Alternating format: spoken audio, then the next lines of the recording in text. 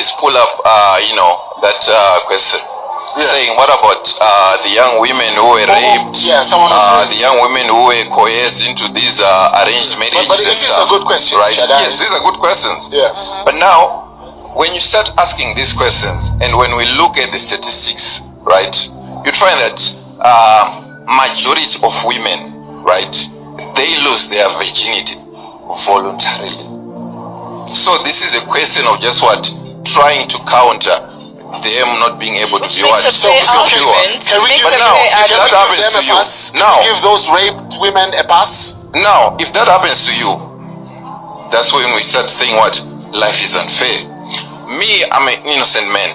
I'm not supposed to be the one to save you from whatever that happened to your life. For me, I'm going to pick what? A virgin. Simple as that. Why do you expect men to save women? Men to understand women's past, men to understand women's stories.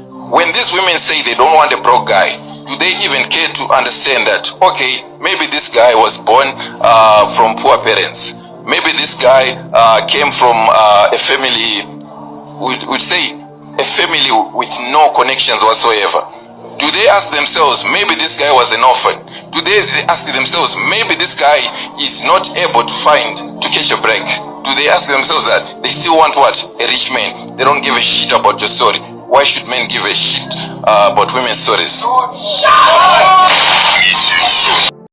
Sibingelele. Kune video esivule ngayo la. Mhlawumbe ngithi ukuthi wanya ngitolike kancane senzela nabantu abadala nabo ukuthi bangasali bahambe nathi epagini lethu. Insizwa lapha ekhulumayo abayibuza imibuzo. Yona ishaya phansi ngonyawo ithi yona ifuna ukuthi ithathe itshitshi. Ikubeka kucace nje ukuthi yona ifuna itshitshi.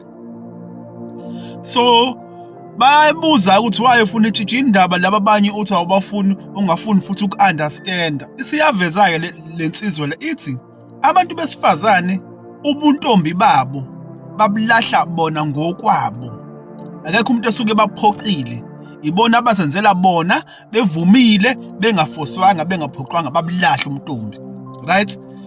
Unless kume kuthiwa umuntu mhlambe uhlukunyeziweke noma mhlambe washadiswa ngenkane samoya engathandi, lo muntu we can understand. Kodwa most yabantu besifazane ubuntombi babo bayabulahla voluntary bengaphoqiwe.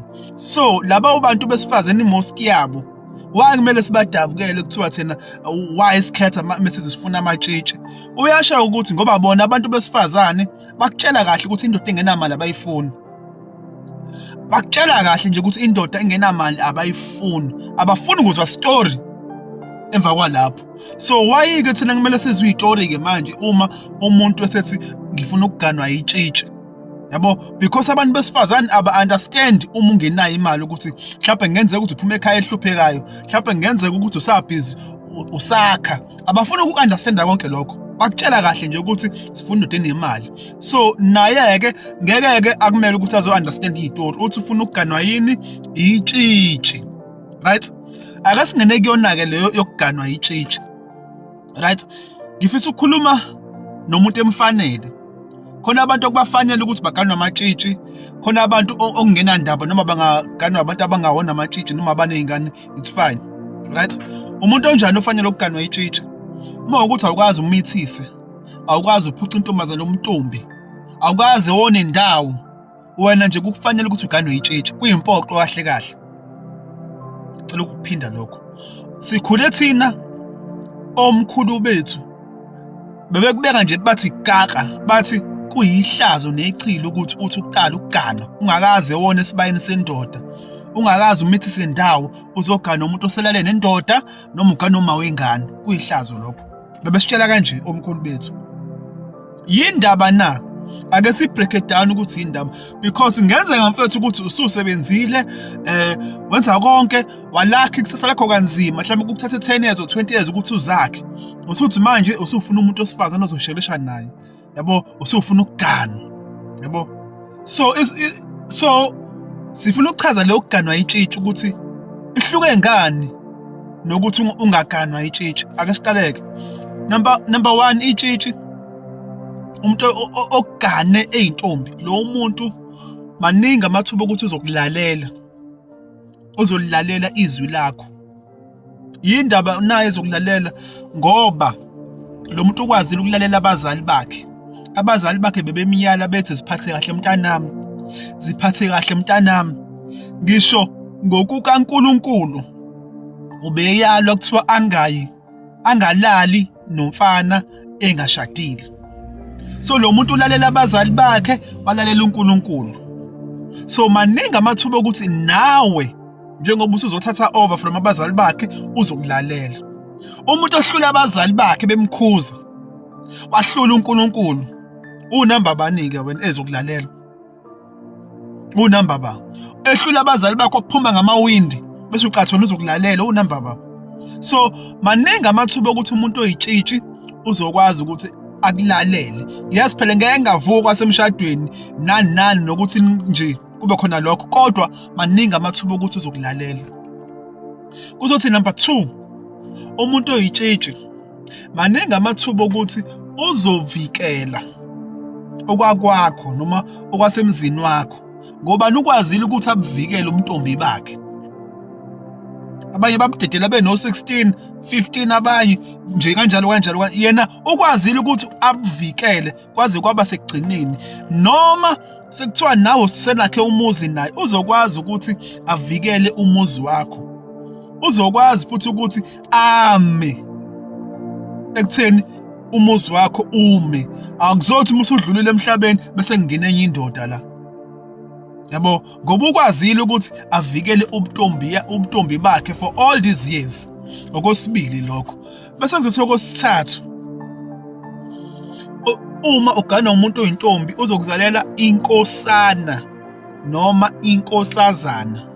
Inkosana noma inkosazana izala umuntu oyintombi ozothi ngeqala ukuzale bezalela wena. Kodwa uma usuthatha umuntu osezalele kwesinye isibongo, lo muntu usezalele leso sibongo inkosana noma inkosazana, wena ngeke usaba nayo inkosana noma inkosazana. Yabo, awena nje inkosana noma inkosazana ngeke uzube nayo ngoba lo muntu uzalele esinye isibongo. Mhlawumbe sengamele ukuthi uphinde ugane futhi okwesibili ulungise lokho. Yabo, so uzokuzalela inkosana noma inkosazana umuntu oyintombi into. Sikhuluma ngokubaluleka kokuganwa intombi because manje siyabona ukuthi abantu bangcoliswa kakhulu emqondweni. Sebazi ukuthi into efanayo ukuganwa intombi nokuganwa noma wengane nokuganwa umuntu oselaliwe. No, akufani. Yabo, bese kuzothi okwesi-4 ukuganwa intombi kuba nesigxivizo sokuthi uganiwe kubantu bakini abangasekho. Yabo, ukuganwa intombi, umntombi phela bentombazane kumele ukuthi buphelele egcekeni lamfana, not kuma BNB, not emahlathini, not ematshwaleni, kumele buphelele egcekeni lamfana. So if wena ugane umuntu umntombi bakhe baphelela egcekeni lakini, isigxivizo leso sokuthi uganiwe. Akushoti ngalutho. Kodwa uma ugane umuntu mhlambe owamfice ngayona intombi noma wagana umuntu osenengane, lokho ngikusamela ukuthi ukulungise nje. Yabo, futhi kumuntu oganile indoda engayona intombi noma esenengane noma enengane, akanalo ilungelo lokukhala melilanyaniswa ngentombi. Akanalo nje ilungelo lokukhala. Ngoba umuntu okumele ukuthi ambambe athi ufuna ukuba yedwa ulo wamphuca umntombi, wahluleka kuyena. So akakwazi ukuthi azofika kuwena, wena ungakaze wona indawo, uyinsizwa nsi, ubuqala nje ukugana bese usefuna ukuba yedwa. Akakwazi ukwenza lokho. Nalo nje ilungelo lokuthi athi mina ngifuna ukuba ngedwa ngikwazi ukusherisha indoda, mina ngeke ngikwazi. Umuntu okumele ukuthi ambambe ulo wamphuca umntombi. Akamphucanga futhi ulo amnika ubuntombi ngoba wamnika. Yabo. Okunye insizwa yakithi, you must be careful if uthi wena hayi angilifuni intshitshi mina, anginandaba nani kwashacima kanjani, umuntu umthanda uyamthanda. Okay, it's fine, kulungile. Kodwa nakho kunye kumele ukuthi ukwazi, uma uthatha umuntu one-experience, especially wesifazane kunawe, you are setting, it's like uyifaka emgodini. Kanjani na? Yabona umuntu osifazane uma ukuthi uselele namadoda awu-10, wena ukazi ulale nentombazane, inkinga leyo. Umuntu osifazane emelele namadoda awu-10 kumele kube ukuthi wena usulale nabantu besifazane abawu-20. Double i-experience yakhe. ukuze uzokwazi ukuthi umanelise, yabo. So ezinye zezinto lezi uthola ukuthi sebebhala kuma social media lapha banika amadoda abo bathini bathi awabanelisi kwasha kwacima kanjani 2 minutes nayo yonke into leyo into ekanjalo. Uthatha umuntu one experience kunawe ngoba uthi ngiyamthanda owazini ngothando noma uliconfuse nezinkanuko ngiyamthanda. Uthatha umuntu owaqala abafana efika nje high school, umuntu wahamba wagijima nasema-race wagijima all over nama-bless, right? Lo muntu usazo David usazobani wena ukazi uthinte umuntu osifazane uyaqala ngawo. Kanti uma usukela umuntu oyintombi into onjengawe oyinsizwa njengoba uyinsizwa nsi oyintombi into, lo muntu akazi lutho, yonke into uzoyifunda ngawe futhi uzokwazi wena. Ngeke competition no David nobani namaPakistani nobani. Lonto le izohamba ikushaye. Thatha umuntu une experience kunawo, indoda kumele ukuthi ifundise, indoda kumele ukuthi ibe ne experience okudlula umuntu wesifazane, yabo. So engathi ungathi uyinsizwa ukulwela ukuthi uganwe itshitshi, kodwa mekukufanele underline khona abakufanele khona okungabafanele. Mawukuthi nawe kodwa uhamba ulontuza yonke indawo, uhamba lala yonke indawo, hayi wena udlalela kude netshitshi, yabo. Mawukuthi kukufanele, right, noma ubuyiqoqile mhlawumbe uganiwe usufuna uphinda uganwe kulungile ngoba ubuyiphethe kahle nawe. Sicela ukuthi sibambe la, siyabonga kakhulu.